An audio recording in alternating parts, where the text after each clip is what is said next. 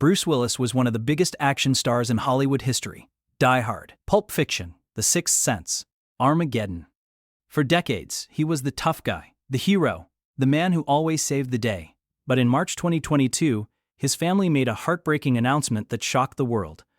Bruce Willis was retiring from acting due to a condition called aphasia, a disorder that affects your ability to communicate.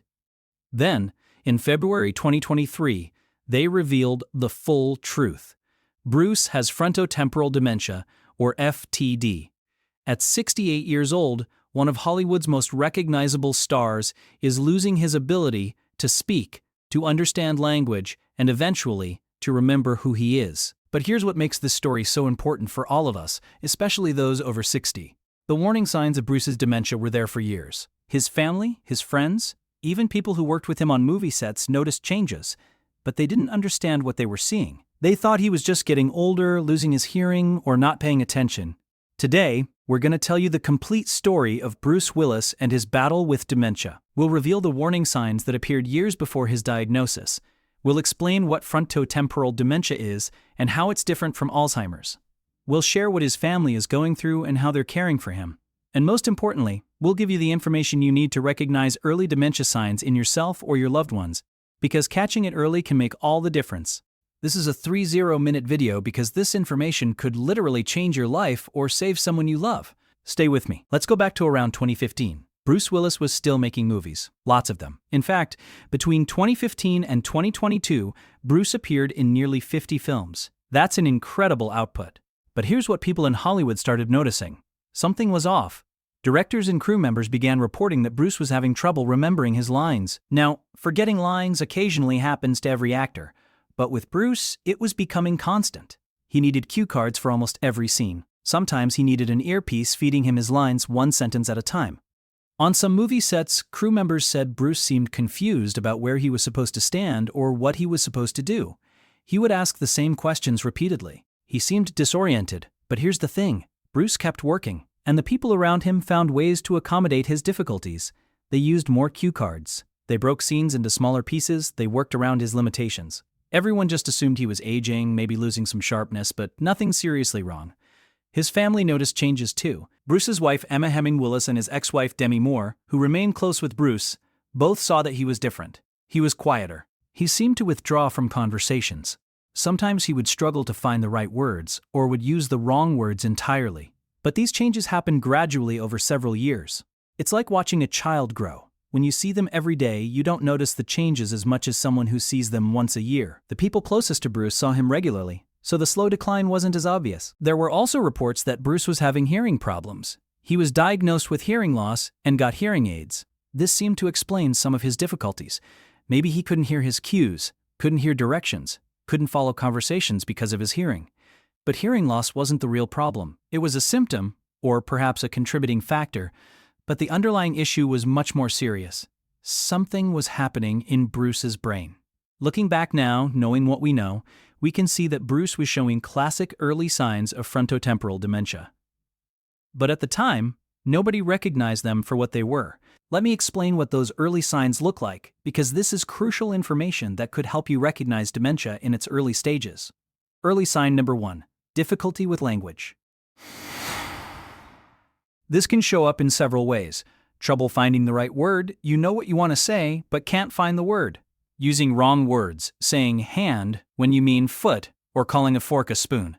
Difficulty understanding what others are saying. Speaking less than you used to or giving very short answers. These language problems are called aphasia, which was the first diagnosis Bruce's family shared publicly. Early sign number 2, changes in behavior and personality. Someone with frontotemporal dementia might become more impulsive, saying or doing inappropriate things they never would have done before. They might lose interest in activities they used to enjoy. They might seem apathetic or emotionally flat. Or conversely, they might have emotional outbursts that are out of character. Early sign number 3, difficulty with executive function. This means trouble planning, organizing, or managing complex tasks. Someone might have trouble following a recipe they've made 100 times. They might struggle with managing finances or making decisions. They might have trouble multitasking or switching between tasks. Early sign number 4, changes in social behavior. Someone might withdraw from social situations. They might lose empathy or seem less interested in other people's feelings. They might say inappropriate things without seeming to realize it. Early sign number 5, repetitive behaviors. Asking the same questions over and over. Doing the same actions repeatedly, following rigid routines and becoming upset if the routine is disrupted. Now, here's why these early signs are so often missed. They can look like a lot of other things. Depression, hearing problems, stress, normal aging, grief, thyroid problems, vitamin deficiencies, medication side effects. There are many conditions that can cause similar symptoms. This is why Bruce's dementia went unrecognized for so long. People around him thought they knew what was causing his symptoms: hearing loss, aging, stress from working too much. Nobody suspected dementia because Bruce was relatively young and physically healthy. And this brings up a crucial point. Dementia isn't just a disease of the very old. While it's true that dementia risk increases with age, and most people with dementia are over 75, frontotemporal dementia often strikes much younger. The typical age of onset for FTD is between 45 and 65. Bruce was diagnosed at 68, but his symptoms likely started in his early 60s or even late 50s. So if you or a loved one is experiencing language difficulties, personality changes, or cognitive problems, don't dismiss it as normal aging just because you're not that old yet. Age 50, 60, or 70 is not too young for dementia, especially frontotemporal dementia. Bruce's family has been remarkably open about wishing they'd recognized the signs earlier. In interviews, Emma has said that if she'd known what the early symptoms of FTD looked like, she would have pushed for evaluation sooner. That's why she's sharing their story, to help other families recognize dementia early. Now let's talk about what frontotemporal dementia actually is, because understanding the disease helps us understand what Bruce is experiencing, and what to watch for in ourselves and our loved ones.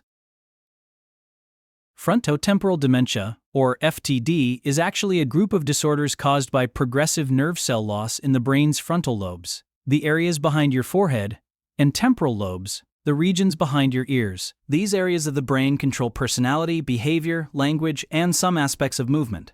As the nerve cells in these areas die, the lobes shrink. This causes the symptoms we associate with FTD: language problems, personality changes, behavioral issues, and sometimes movement problems. FTD is different from Alzheimer's disease in several important ways. Alzheimer's usually starts with memory problems. Someone with early Alzheimer's forgets recent events, gets lost in familiar places, or can't remember names. But in early FTD, memory often stays relatively intact.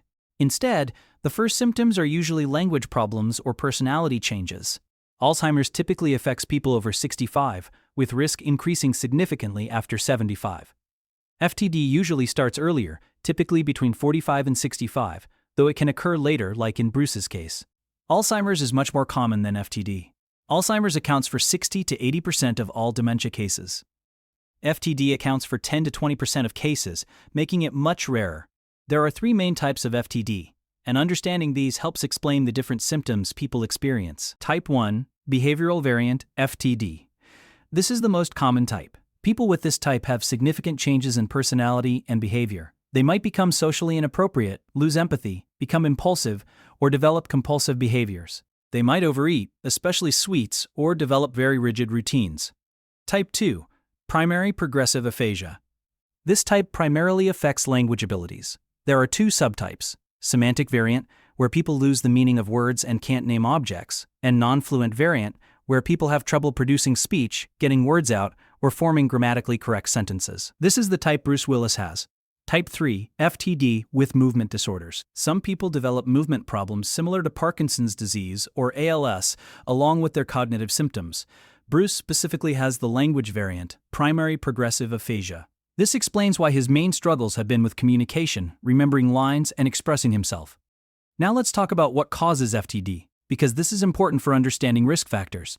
In about 30 to 50% of FTD cases, there's a family history of dementia. This suggests a genetic component. Scientists have identified several genes that can cause FTD when mutated.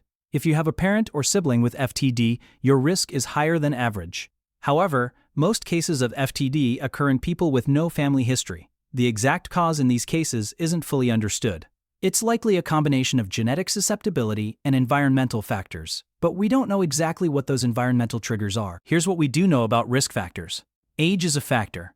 While FTD can occur at any adult age, it most commonly starts between 45 and 65. Family history increases risk significantly, and men seem to be at slightly higher risk than women. though women certainly can and do develop FTD.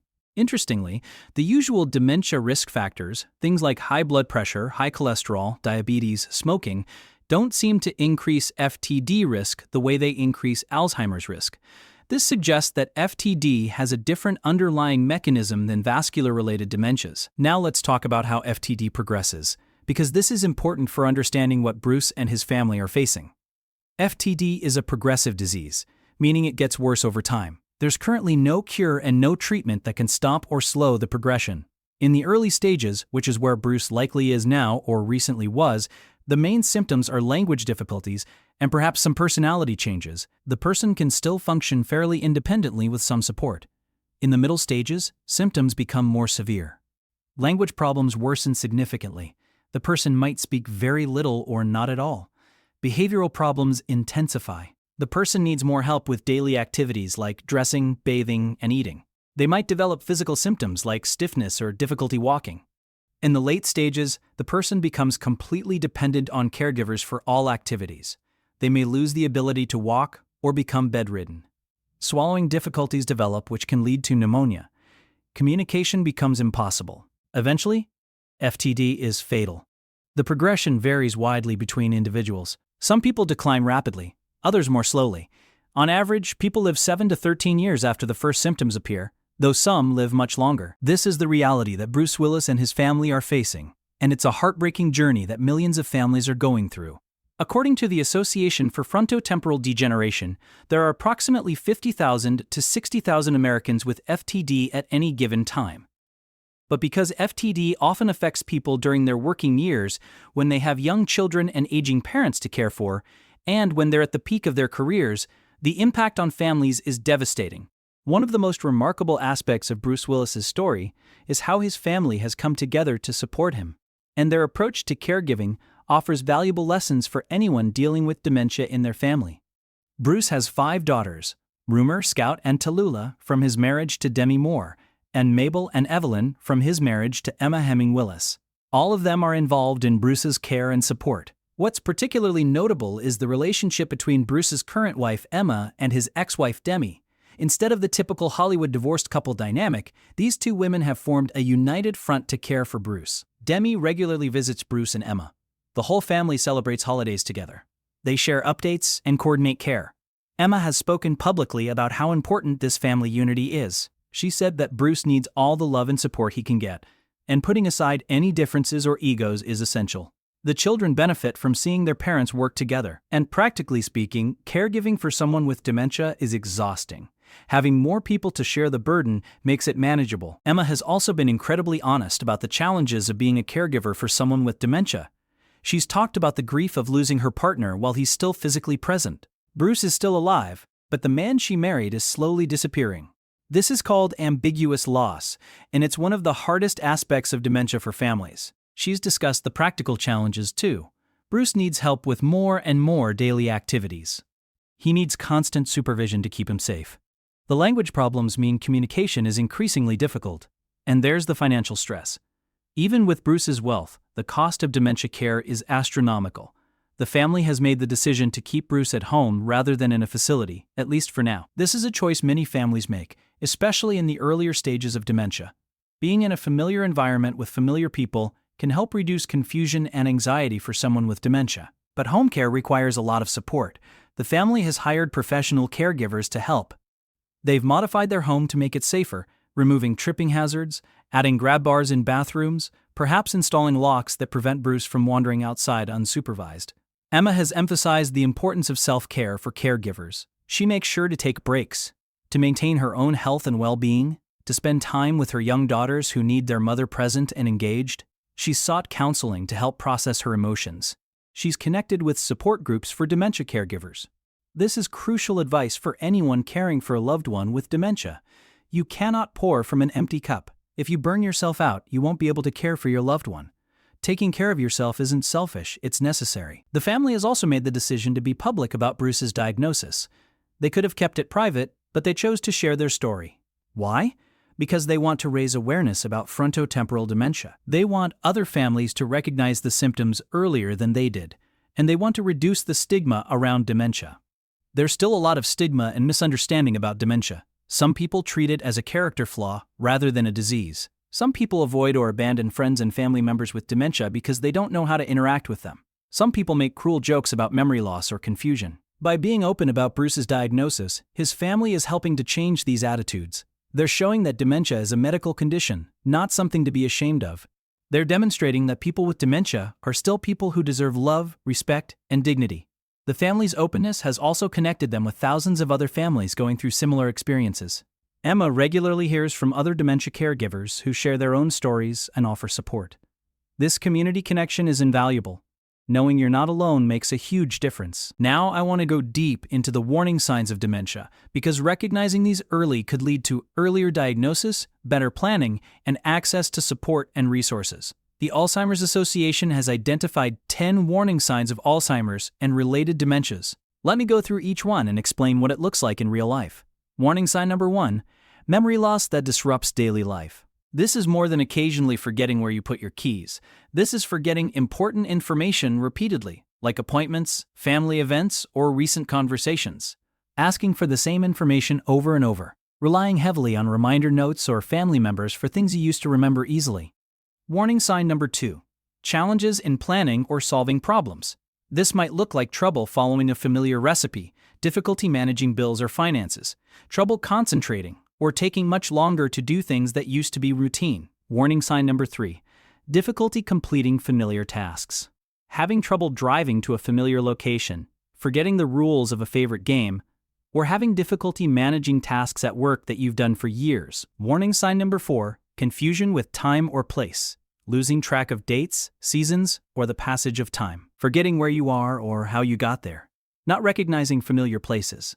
Warning sign number 5, trouble understanding visual images and spatial relationships. This can include difficulty reading, judging distance, or determining color or contrast. Some people have trouble recognizing faces, even of close family members. Warning sign number 6, new problems with words in speaking or writing.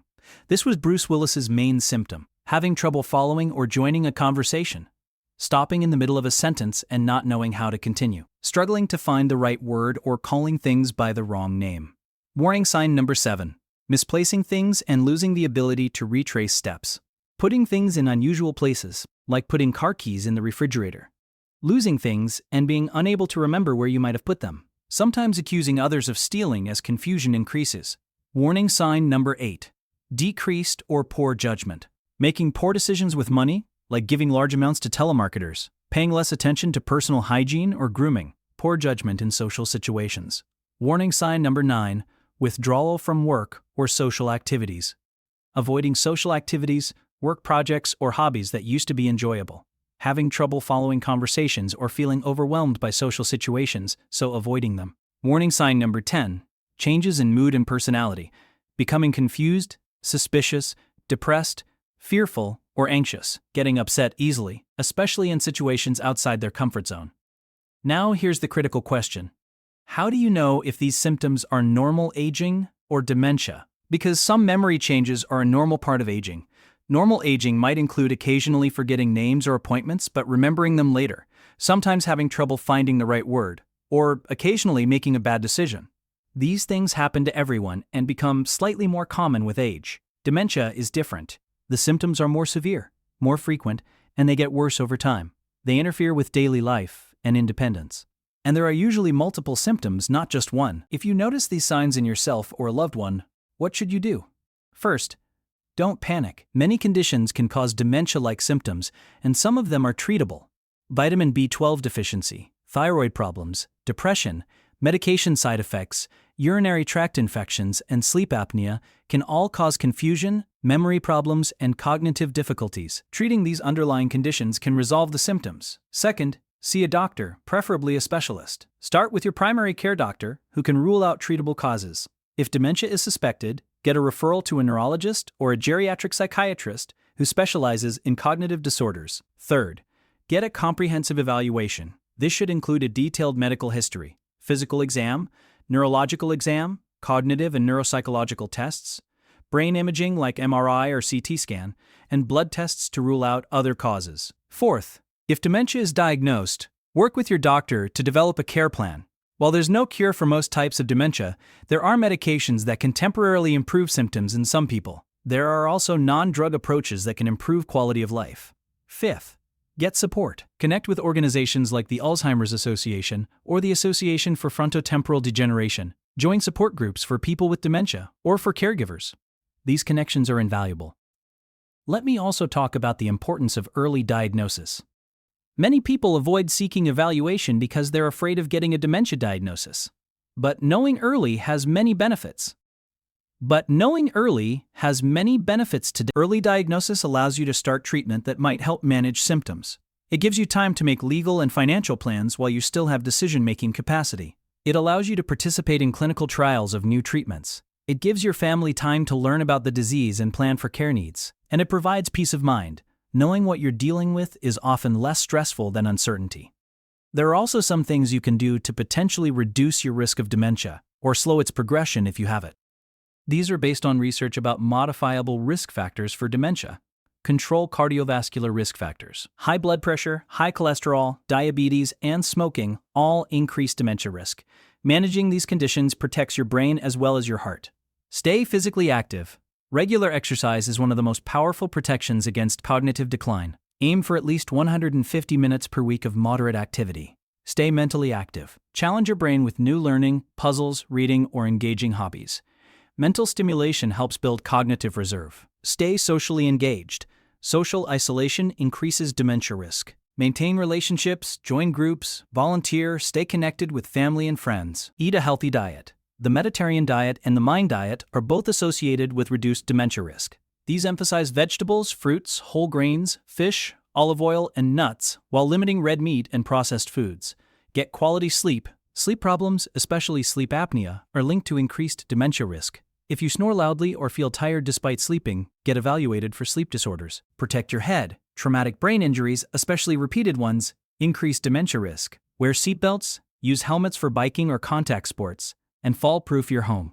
Limit alcohol. Heavy drinking damages the brain and increases dementia risk. If you drink, do so in moderation. These lifestyle factors won't guarantee you won't get dementia. Bruce Willis led a generally healthy lifestyle and still developed FTD. But they can reduce your overall risk and potentially slow progression if dementia does develop. As we near the end of this video, I want to talk about Bruce Willis's legacy and what we can all learn from his story. Bruce Willis gave us decades of entertainment. He made us laugh, kept us on the edge of our seats, moved us emotionally. Die Hard is a Christmas tradition in millions of homes. The Sixth Sense gave us one of the greatest plot twists in cinema history. Pulp Fiction showed his range as an actor. But now, through his battle with dementia, Bruce is giving us something else: awareness, education, and the courage to face a frightening disease with openness and honesty. His family's decision to be public about his diagnosis has sparked conversations about dementia in millions of homes. People who never thought about frontotemporal dementia now know what it is. Families who were confused by changes in their loved ones now recognize the symptoms. Caregivers who felt alone now know others understand their struggle. Bruce's story has also highlighted the need for more research into FTD and other forms of dementia.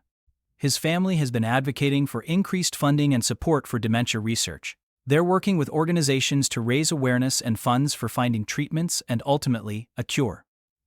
And personally, for Bruce himself, his legacy is secure. His work will live on forever. His family loves him deeply and is caring for him with tremendous devotion.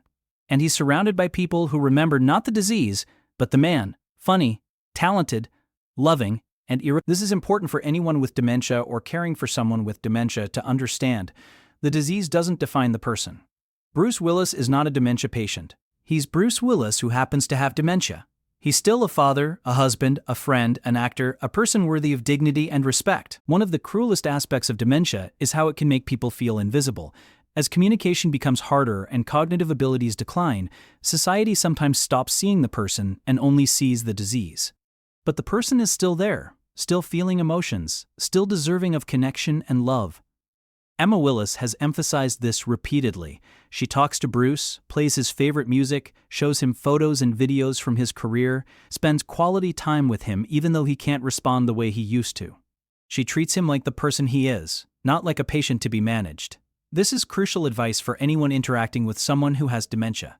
Treat them with respect and dignity. Speak to them, not about them as if they're not there. Make eye contact. Use a calm, positive tone. Don't argue or correct them if they're confused. Enter their reality instead. Engage them in activities they can still enjoy. Show affection. Remember, they're still a person. Now, let me give you a concrete action plan based on everything we've discussed. Action step 1: educate yourself about dementia. Learn the warning signs. Understand the different types. Know what resources are available. Knowledge is power, and understanding dementia reduces fear and helps you respond effectively. Action step 2: pay attention to changes in yourself and your loved ones. Don't dismiss cognitive or behavioral changes as just getting old. If you notice concerning symptoms that persist or worsen, take action. Action step 3: if you have concerns, see a doctor. Get a thorough evaluation. Don't let fear of diagnosis prevent you from seeking help. Remember, early diagnosis has many benefits, and some causes of cognitive problems are treatable. Action step 4: if you or a loved one is diagnosed with dementia, connect with support resources immediately. Contact the Alzheimer's Association 24/7 helpline at 800-272-390. Find local support groups. Connect with organizations specific to your type of dementia, like the Association for Frontotemporal Degeneration for FTD. Action step 5: if you're caring for someone with dementia, prioritize your own well-being. Use respite care to take breaks. Join a caregiver support group. See a therapist if you're struggling emotionally. Take care of your physical health. You cannot care for someone else if you're burned out. Action step 6: have important conversations while you can. If you or a loved one is in the early stages of dementia, discuss wishes for care, make legal and financial plans, create advance directives, and share important information while the person can still participate in these decisions. Action step 7: take steps to protect your brain health. Control cardiovascular risk factors, stay physically and mentally active, maintain social connections, eat a healthy diet, get quality sleep, and avoid behaviors that harm the brain. Action step 8: be an advocate. Share information about dementia. Correct misconceptions. Support policies and funding for dementia research and care. Volunteer with dementia organizations. If someone you know gets diagnosed, be the friend or family member who sticks around and offers support. Action step 9: plan for the future. We all need to think about our later years. Who will care for us if we develop dementia? Have we made our wishes known? Do we have long-term care insurance or savings for care costs? These aren't pleasant topics, but planning ahead reduces stress later. Action step 10: live fully now. Bruce Willis's story reminds us that we don't know what the future holds. Don't put off things that matter to you. Spend time with people you love. Do things that bring you joy. Build memories while you can. Let me share one final thought. Dementia is frightening. It robs people of their memories, their abilities, and eventually their independence. Watching someone you love disappear while they're still physically present is heartbreaking. But love doesn't disappear. Connection doesn't disappear. The moments of joy, laughter, and tenderness that families like Bruce Willis's experience are real and precious. The strength, resilience, and compassion that caregivers show every day is extraordinary. If you or someone you love is facing dementia, know that you're not alone. Millions of families are on this journey. Resources and support are available. And every day, researchers are working toward better treatments and ultimately, a cure.